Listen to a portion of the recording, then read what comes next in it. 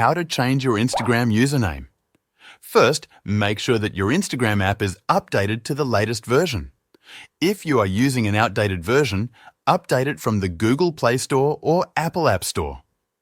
Once your app is up to date, open Instagram and log into the account where you want to change the username.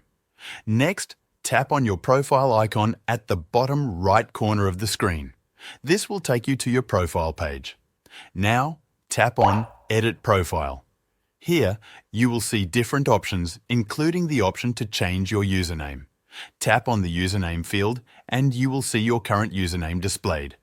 To change it, first, delete the existing username. Then, enter the new username that you want to use. Instagram will check if the username is available. If it is already taken, you will need to try a different variation.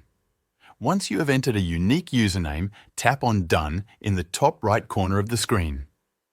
Your username will be updated immediately and your profile will now display the new username.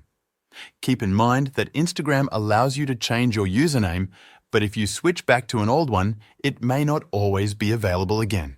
This is how you can easily change your Instagram username.